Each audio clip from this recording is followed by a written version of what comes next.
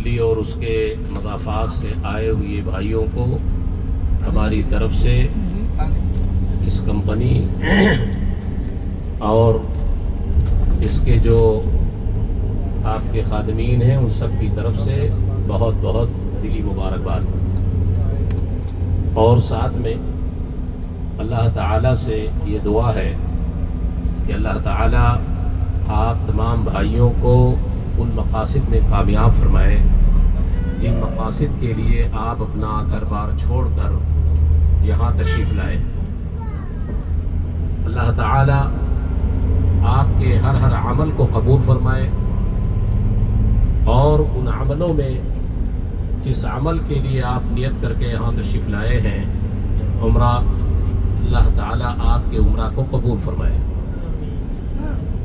محترم بھائیوں، آج کے دن یہ آپ جس مقصد کے لیے نکلے ہیں وہ مکہ کی کچھ معروف و مشہور تاریخی مقامات ہیں جسے آپ زیارت کریں گے اور تھوڑی دیر میں دیکھیں گے۔ سب سے پہلی جگہ جہاں آپ تشریف لے جا رہے ہیں وہ ہے غار ثور۔ غار ثور جبل ثور کے اندر ایک غار ہے، اور اس غار کے اندر ایک تاریخ چھپی ہوئی ہے۔ اسی تاریخ کو آپ آج غار کی شکل میں دیکھیں گے۔ اللہ کے نبی صلی اللہ علیہ وسلم نے جب مکہ میں دعوت کا کام شروع کیا اور اللہ نے آپ کو نبی بنا دیا، اس کے بعد تقریباً 14 سال گزر گئے تھے۔ ان 14 سالوں کے بیچ میں اہل مکہ نے آپ کو بہت اذیت پہنچائی، آپ کا محاصرہ کر دیا گیا، آپ شیب ابی طالب کے اندر محصور ہو گئے، 3 سالوں تک آپ کا راشن پانی سب بند کر دیا گیا۔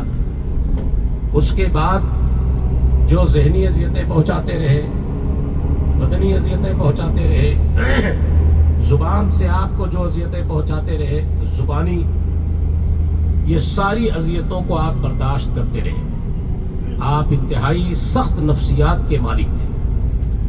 اللہ تعالیٰ نے آپ کے اندر جو تحمل و بردباری کی صلاحیت عطا فرمائی تھی، عام آدمی کے اندر وہ صلاحیت نہیں ہوتی ہے۔ آپ ہر طرح کی پریشانیاں جھیلتے رہے۔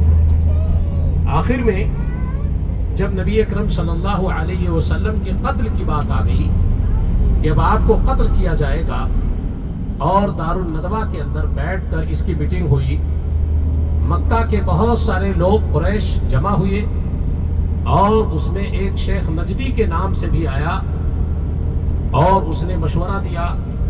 ابو جہل نے اس مشورے کو قبول کرتے ہوئے سبوں نے مل کر کے یہ تسلیم کیا کہ محمد کو مار دیا جائے، اور مارنے کے لیے ہر قبیلے کے نوجوان کو جمع کیا جائے تاکہ آپ کے خون کا جو بدلہ ہو وہ سارے قبیلوں پہ آئے، اور پھر آپ کے خاندان کے لوگ مکہ کے ان سارے قبیلوں سے مل کر لڑنے کی صلاحیت نہیں رکھیں گے۔ اس لیے قتل کا پروگرام بن گیا، اور جب ادھر وہ قتل کی پروگرام بنا رہے تھے تب اللہ تعالیٰ نے جبریل کو بھیجا اور کہا کہ اب مکہ آپ چھوڑ دیجئے، مکہ سے ہجرت کر کے مدینہ چلے جائیے۔ اللہ کے نبی صلی اللہ علیہ وسلم نے ہجرت کی پلاننگ کی، لیکن اس سے پہلے آپ کو چھپنے کی ضرورت تھی، کیونکہ اگر آپ سیدھے نکل جاتے تو پھر آپ کے لیے راستے میں مشاکل کھڑے ہو جاتے تھے، پریشانیاں آ جاتی تھی۔ تو آپ مکے سے جب نکلے، اور وہ بھی ایک لمبا واقعہ ہے، اتنا میں بیان نہیں کروں گا ابھی آپ کے لیے، کیونکہ اور احباب ہو سکتا ہے آپ کو مزید اس بارے میں بتائیں۔ تو جب آپ اپنا گھر بار چھوڑ کے نکلے تو یہاں جہاں آپ مروہ کا ایریا دیکھ رہے ہیں، جہاں مکتبہ ہے، جہاں آپ کی پیدائش ہوئی تھی، وہی آپ کا گھر تھا۔ پھر آپ صلی اللہ علیہ وسلم وہاں سے نکلے، اور نکل کر کے آپ جو ہے آئے اور اسی غار میں چھپ گئے۔ جس غار کو آپ دیکھنے جا رہے ہو، جس کوہ کو آپ دیکھنے جا رہے ہو، غار ثور، یہاں آپ آئے اور یہاں آپ اس پہاڑ پہ چڑھ کر اس غار کے اندر جا کر آپ اور آپ کے ہمراہ صدیق اکبر جو ہے دونوں مل کر وہاں چھپ گئے۔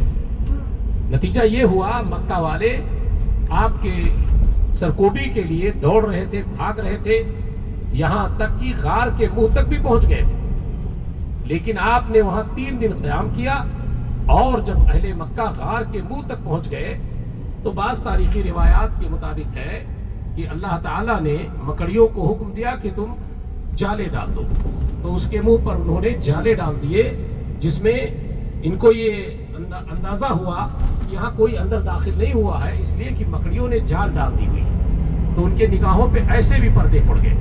اور ابو بکر صدیق نے اللہ کے نبی صلی اللہ علیہ وسلم سے کہا کہ اللہ کے نبی، اگر یہ لوگ اپنے قدم کی طرف نیچے دیکھ لیں گے تو وہ ہمیں دیکھ لیں گے، بالکل قریب آ گئے۔ اللہ کے رسول صلی اللہ علیہ وسلم نے قرآن میں سورہ توبہ کے اندر اس واقعے کو بیان کیا گیا ہے۔ اللہ تعالیٰ نے رسول اللہ صلی اللہ علیہ وسلم کے الفاظ میں جو قرآن میں بیان فرمایا ہے کہ اللہ کے رسول نے کہا کہ اے ابو بکر، کیوں ڈرتے ہو؟ جب 2 کے ساتھ تیسرا ان کا خدا ہے، ان کا اللہ ہے، تو گھبرانے کی ضرورت نہیں ہے۔ اس طرح سے آپ نے دلاسا دیا، اور پھر 3 رات آپ نے یہاں قیام کیا، اور اس وقت جو ہے آپ کے کھانے پینے کا انتظام جو ہے ابو بکر رضی اللہ تعالیٰ عنہ کے بیٹے کھانا لایا کرتے تھے، اور اس طرح سے آپ کا گزارا یہاں ہوا۔ پھر جب مکہ والے مطمئن ہو گئے کہ محمد کا پتہ نہیں لگ رہا ہے، تب آپ نے پھر یہاں سے روانگی کا ارادہ فرمایا، اور پھر اسی غار سے نکل کر آپ مدینے کے لیے روانہ ہو گئے۔